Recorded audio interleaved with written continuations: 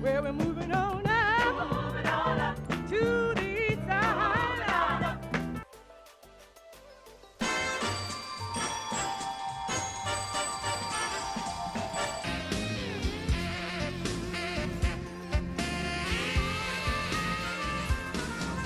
Now this is a story all about how my life got flipped, turned upside down. What do all these classic shows have in common?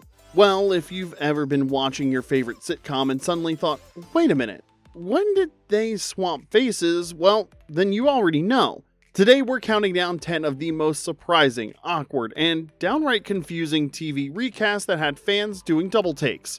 Hit that like button and subscribe if you love a good TV deep dive. It really does help the channel. Alright, let's get into the recast that left us scratching our heads. Number 10, Harriette Winslow, Family Matters, ABC, CBS. 1989, as Harriette Winslow's character from Perfect Strangers spun off into a sitcom about a middle-class family's wins and no-nonsense matriarch played by Jo Marie Payton. For 8.5 seasons, different. Without any explanation, Judy Ann Elder had taken over the role, 7 episodes later. And where are they now? Well, Jo Marie Payton is still a fan favorite, known for voicing Sugar Mama on The Proud Family. Don't worry, Sugar Mama got him. And its revival, The Proud Family Louder and Prouder, while making regular 90s Cons appearances.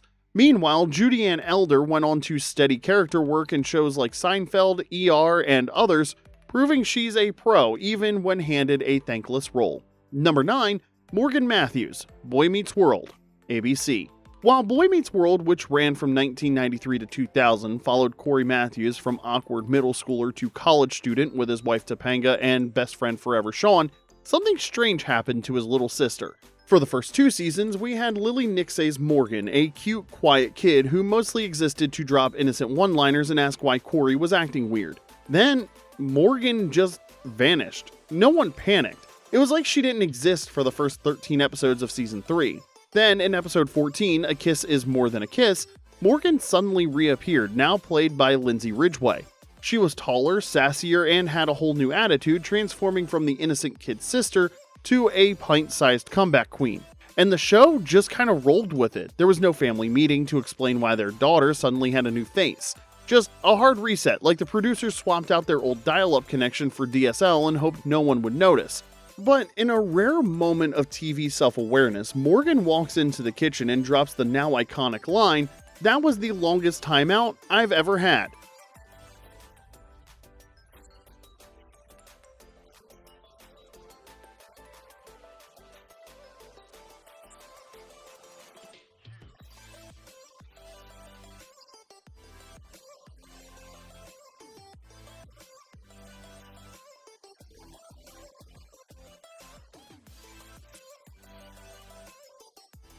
A single joke and years of recast awkwardness were forgiven. Well played, Matthews family. Well, where are they now? Lily Nicksay, the original Morgan, kept acting and even returned for the Girl Meets World reboot, while Ridgeway earned a master's degree in counseling and stepped back from regular acting. Fittingly, both actresses appeared together as Morgan in the Girl Meets World series finale, a perfect meta joke for one of TV's most memorable recasts. Sometimes it's good to stay. Sometimes you gotta go.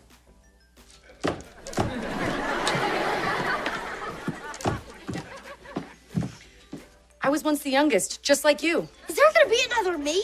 Number 8, Miss Ellie Ewing, Dallas, CBS.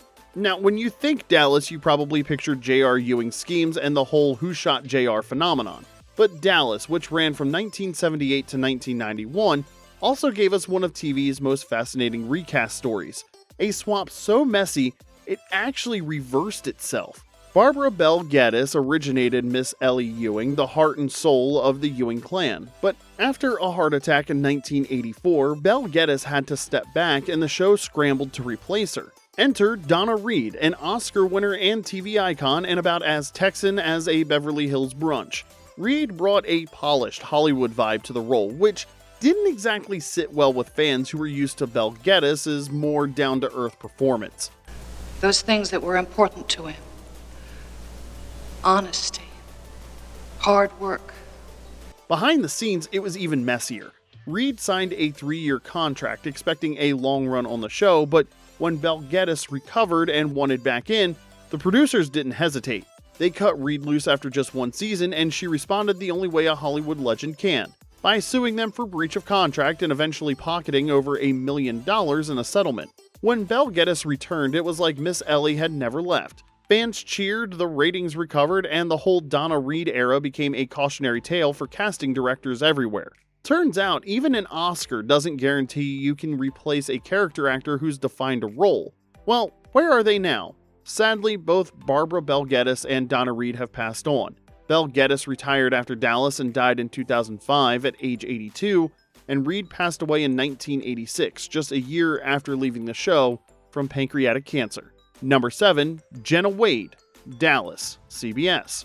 Yes, Dallas is on this list twice. What can we say? The show had a thing for recasting characters. Don't write us about it, write them. Jenna Wade, Bobby Ewing's childhood sweetheart, went through more face swamps than a daytime soap opera.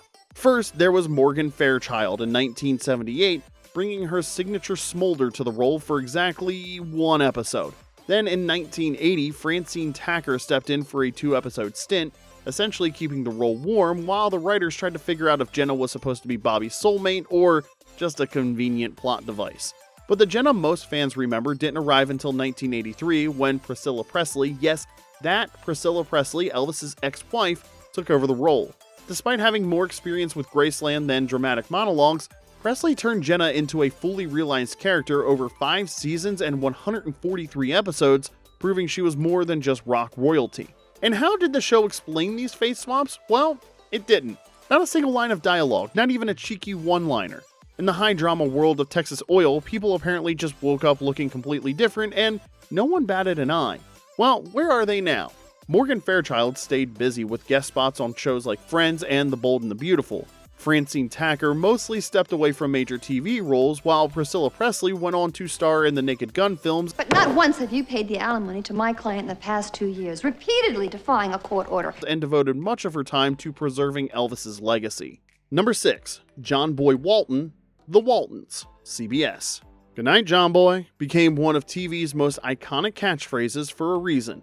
As the oldest son and aspiring writer, John Boy wasn't just a character. He was our narrator, our window into the world of the Waltons, which ran from 1972 to 1981. Richard Thomas played the role so convincingly that he snagged an Emmy in 1973, becoming the poster child for earnest all-American wholesomeness. With his signature mole, heartfelt delivery, and that all-shucks grin, Thomas wasn't just playing John Boy. He was John Boy to millions of viewers. Oh, well, yeah, sure. You're right. I understand that. Look, what about the picnic and the graduation breakfast? Are you... I'm not sure. I'll let you know, John Boy. But after 5 seasons, Thomas decided to leave the series to pursue other acting opportunities and avoid being permanently typecast as John Boy. The writers gave his character a fitting send-off, sending him off to New York to follow his dreams as a writer. And that probably should have been the end of it. But 2 seasons later, the producers decided they needed their narrator back, and with Thomas unavailable, they recast the role with Robert Wightman. Wightman first appeared as John Boy in Season 8, returning from war with injuries and memory loss, a soap opera move if there ever was one, and, well, let's just say the audience response was about as chilly as a Blue Ridge winter. Wightman's John Boy was more serious, less folksy, and missing the homespun charm that made the original so beloved. It was like trading in a hand-knit sweater for a stiff dress shirt. Ratings that were already slipping continued to drop, and when CBS brought the Waltons back for reunion movies years later, they managed to coax Richard Thomas back into his old suspenders, essentially pretending the Wightman years never happened. It's one of the clearest examples in TV history of an actor being so fundamentally linked to a character that no replacement, no matter how talented, could ever truly fill those homespun shoes. And where are they now? Richard Thomas has had a prolific career, popping up in shows like The Americans, Ozark, and Tell Me Your Secrets, while also returning to his stage roots on Broadway. Robert Wightman, on the other hand, largely stepped away from major productions with occasional roles in films like American Gigolo. Now, before we jump into the top 5, if one of these swap outs completely blew your mind, drop a comment and let us know. And hey, since you're still here, hit that like button and subscribe. We've got more TV nostalgia and forgotten shows coming every week. Now, let's get back to the list. Number 5, Laurie Forman, That 70s Show, Fox. That '70s show, which ran from 1998 to 2006, was all about basement hangouts, bell-bottoms, and Eric Forman's endless supply of snark. But one of the show's most memorable side characters was his older sister, Laurie Forman, a chaotic mix of manipulative mean girl and magnetic troublemaker.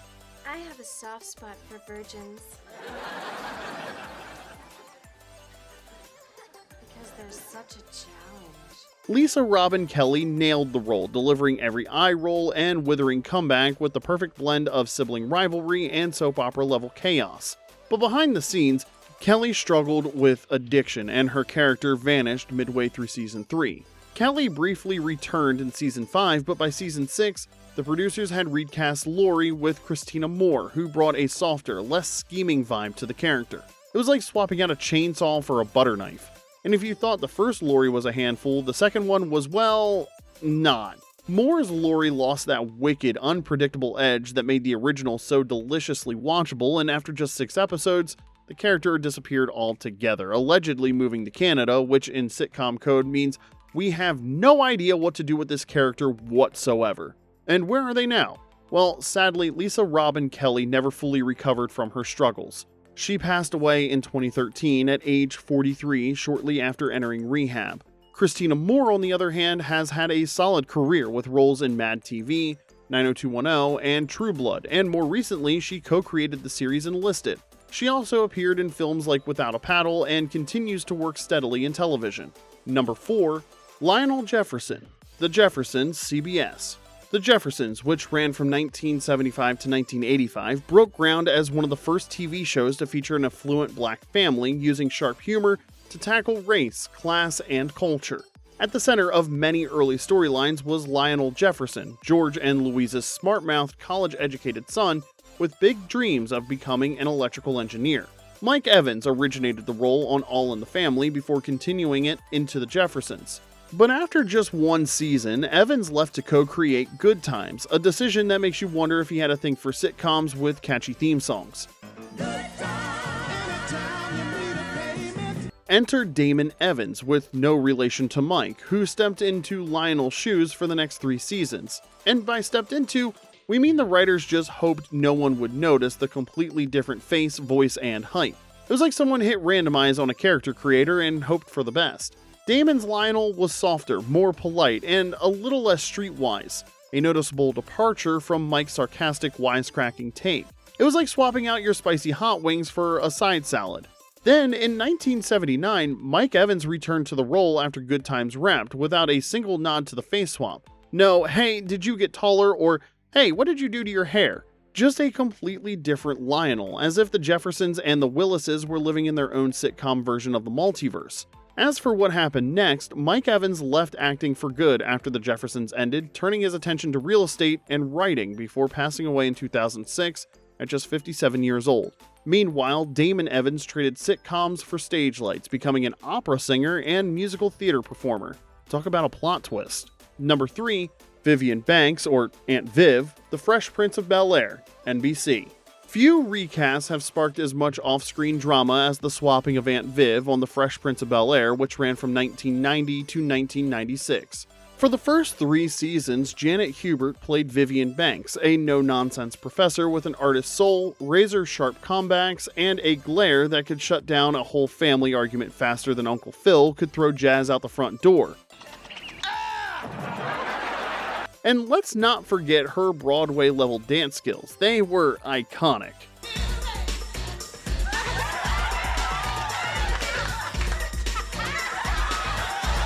But then in season 4, Aunt Viv suddenly showed up with a completely different vibe and a completely different face. Enter Daphne Maxwell Reid, who brought a more laid-back, sitcom-friendly energy to the role. The kind of Aunt Viv who might still tell you off, but with a smile that leaves you wondering if you've just been told off. The show gave us one quick fourth wall breaking nod to the swap when Jazz quipped, "Since you had that baby, there's something different about you." Since you had that baby, there's something different about you. And then, they just rolled with it, like they'd swapped out the family dog and hoped nobody would notice. But behind the scenes, the story was a lot messier. Janet Hubert claimed she was pushed out after conflicts with Will Smith and salary disputes, alleging she was branded as difficult for simply wanting fair treatment. Smith, on the other hand, said Hubert wanted the show to be the Aunt Viv of Bel-Air. The bad blood between them was so intense that they didn't speak for 27 years, a rift that in TV terms is basically forever. But in a rare moment of sitcom closure, the two finally sat down for an emotional face-to-face conversation during HBO Max's Fresh Prince reunion in 2020. Smith admitted he lacked the maturity to understand Hubert's perspective at the time, and the two publicly buried the hatchet. And if you say you didn't get a little choked up, you're either lying or a robot. I could not do a 30-year celebration of this show and not celebrate you. Celebrate your contribution to this show, celebrate your contribution to my life, you know, and... Come here, you. So, where are they now? Janet Hubert has kept busy with roles in The Last OG, The Witches of East End, King Esther, and The Ms. Pat Show. Her reunion with Smith was widely praised as a powerful moment of healing. Meanwhile, Daphne Maxwell Reid has stayed active in the industry too, with roles in Eve and Jacqueline and Jilly, while also dabbling in photography, fashion design, and even cookbook writing. Number 2, Darrin Stephens, Bewitched, ABC. Bewitched, which ran from 1964 to 1972, might just have the most infamous recast in TV history. It's so notorious that it spawned the term the Darrin Syndrome, a TV industry shortcut for swapping out a lead actor mid-series and just crossing your fingers that the audience rolls with it. For the first 5 seasons, Dick York played Darrin Stephens, the perpetually exasperated mortal husband of Elizabeth Montgomery's spellcasting Samantha. York's Darrin was a tightly wound, over-caffeinated bundle of nerves, constantly on the verge of a nervous breakdown every time his wife's nose started twitching. But by the late 60s, York's chronic back pain had become unbearable. The breaking point came during the episode Daddy Does His Thing, when York collapsed on set and had to be rushed to the hospital. He never returned, and the producers faced a tough choice: write Darrin out completely or pull the old switcheroo and just hope the magic of TV would cover the seams.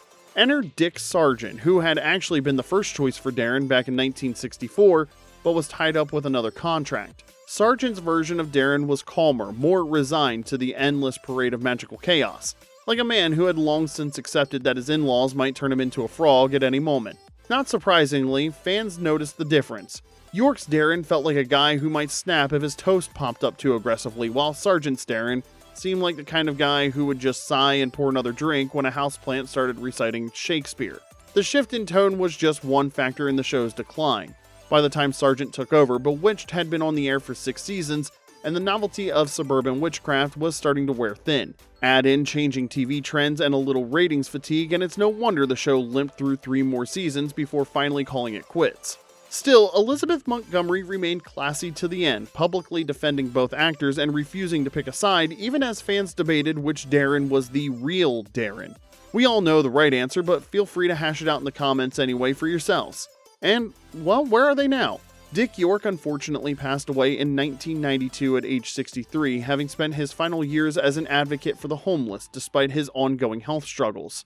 Dick Sargent unfortunately passed away in 1994 at the age of 64, after becoming an outspoken advocate for LGBTQ+ rights after coming out as gay in 1991. Number 1, Becky Conner, Roseanne, ABC. The crown jewel of TV recasts. The switch so infamous it became a running joke in pop culture. The saga of Becky Conner. For the first 5 seasons of Roseanne, which ran from 1988 to 1997, Lacey Goranson played the eldest Conner daughter, smart, ambitious, and perpetually rolling her eyes at Darlene's sarcasm. But in 1992, Goranson left to attend Vassar College, and in walked Sarah Chalke, bringing a slightly goofier, more upbeat vibe to the role. It was like trading in your sarcastic older sister for the one who thinks dad jokes are cutting-edge comedy. I can't believe that they replaced that Darrin. I like the second Darrin much better. But then, in a twist worthy of a soap opera, Goranson returned part-time in season 8, with Chalke filling in whenever she had school conflicts. And instead of pretending nothing had changed, Roseanne leaned into the absurdity, giving us moments like characters asking Becky, "Where have you been?" with a perfectly timed knowing glance. Where the hell have you been? Where the hell have you been? By season 9, Chalky was back full-time as Goranson chose not to continue, making this one of the most chaotic back-and-forth casting swaps in TV history. Now, if you're keeping score at home, that's 5 Becky switches over 9 seasons, basically the sitcom version of a revolving door. And when the series returned in 2018, they couldn't resist one last meta joke. And I can see why you picked me. I mean, look at us. We could be the same person. I mean, it is like looking in the mirror before I put my makeup on. Goranson reclaimed the role of Becky, but the writers brought Chalky back as a woman hiring Becky to be her surrogate, a nod to fans who had spent decades trying to keep track of the Becky shuffle. While other shows might have panicked and hoped nobody noticed the swap, Roseanne turned the chaos into comedy gold, proving that sometimes it's funnier to just lean into the madness than try to keep up the illusion. And where are they now? Well, Lindsay Goranson has continued acting with roles in Law & Order Special Victims Unit, Damages, and the indie film How to Survive a Plague. Meanwhile, Sarah Chalky became a TV staple, starring as Dr. Elliot Reed in Scrubs for 9 seasons, voicing Beth on Rick and Morty, and appearing in shows like How I Met Your Mother and Firefly Lane.